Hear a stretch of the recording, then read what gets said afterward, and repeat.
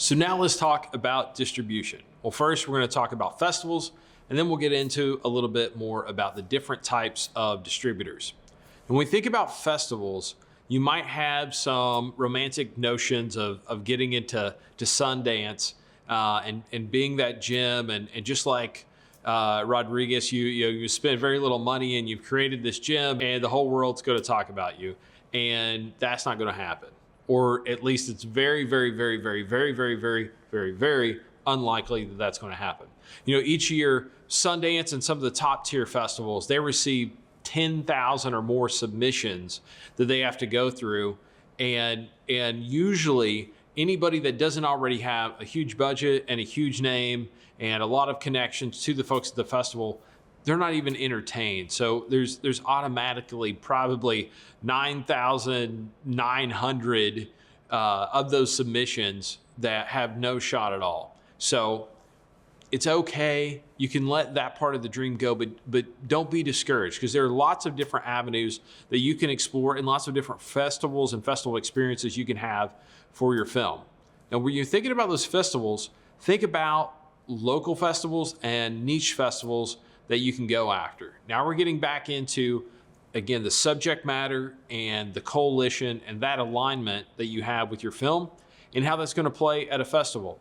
Obviously, if you have a film that's more of a horror film or thriller style, there are lots of festivals out there that focus just on those type of films. And so start to explore that. There are lots of films out there for family-friendly films or faith-based films. There are horror films, there are action festivals, comedy festivals, different things like that you can look at. And the more specific and small of the niche there is, the greater chance that you have of participating in that festival. So when you're thinking about a festival, you can look at festivals that are local to your area, festivals that have a niche that fits your subject matter. Think about where you made the film and where you're from and where the key participants and partnerships are from. And then look for festivals that align with those elements. Now, as you're doing that, there are tons of lists that exist of different festivals. There's some in magazines and some in online publications. And then there are also these really great websites. There are a couple of them. Again, I'll have them in the resources area that you can look at. But the really great thing with these websites is they act as a facilitator and a giant portal for all the different film festivals, and you can search based on different criteria. You can submit based on criteria. So the really cool thing is you can upload some key elements of your film, like the actual film and maybe a trailer, key information about your film. You put that into this kind of database portal, and then it lets you know what you're eligible for and how to submit. And it makes it way easier than having 100 DVD copies that you're having to make and different emails and different application process. It streamlines all of that. And so you can look at that as well, and it's going to make your festival submissions way easier process. And with the festivals, I want to encourage you to actually consider spending little to no money on the festivals as well. And you might be thinking, well, how do you get away with that? Because there's always a submission fee, and you might have to pay one, but I want you to think about this strategy. You can always contact the festivals, explain that your film had a very limited budget. You have little to no budget for festivals, but you really like their festival and you would love to be a part of it. And is it a possibility that you could submit your film without paying the fee? Now, they might say no, go away, and that's fine, but they might also entertain the idea. Or if they say no, we really can't do that because we have a limited budget ourselves, you can offer to pay the submission fee if they accept your film. So take a look at it. If you like it, I'm happy to be a part of the festival. And if you accept my film, I'm happy to pay the submission fee. So that way you're limiting how many submission fees you're having to pay. You don't want to have to pay 25 submission fees only to be screened or accepted into a couple of film festivals.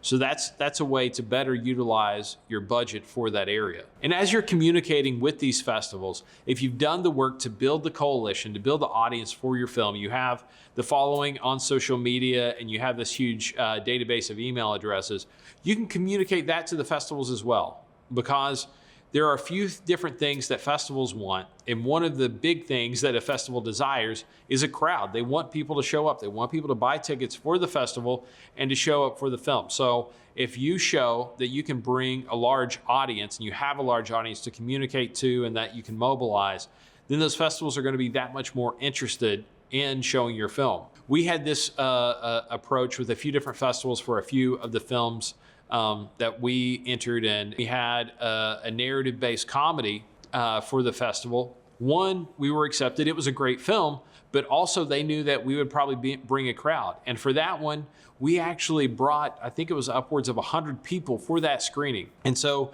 they took note. That was probably their largest audience for any of the films. So then later, when I had my $2,000 budget feature film, they received it happily, partly because I think the film is funny and it's cute and a good watch, but also because they knew that we had that coalition of supporters. So when that film screened, we had another 50 to 100 people show up for that screening, so that they knew that we had an audience and they were going to put us, they were going to put us in the festival, and they would give us a really great time slot in the festival because they knew that we were going to bring a good audience. So keep that in mind as you're building that coalition. That's another way that they're going to help you, is to get into festivals and then to show up to support the festivals. In addition to bringing a crowd, the festivals want you to have great artwork, because they're going to be using that artwork as well to promote your film and to promote the types of films that are coming to the festival. So again, make sure you have great artwork, and that's going to help you get into the festival as well. Now, in addition to crowd and artwork, they're also going to want a premiere.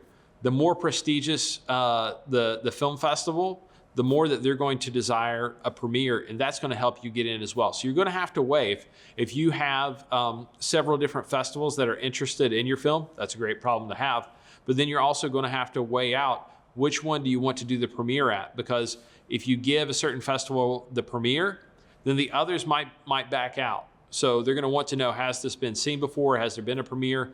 And then if there hasn't, it's going to be that much more attractive to them. So you're going to have a large crowd, you're going to have great artwork, and you're going to offer up a premiere for your film, and that'll help you get into those film festivals. Another thing that you can consider with the festivals is to actually reach out to the types of festivals that you're interested in before you even shoot your film, and just ask them, what types of films are they looking for? And in addition to the type of film, is there anything that you can do as a filmmaker that's going to help them as somebody running a festival and that's going to make your film more attractive? You might be surprised. And this is a strategy to consider not only for festivals, but also for distribution.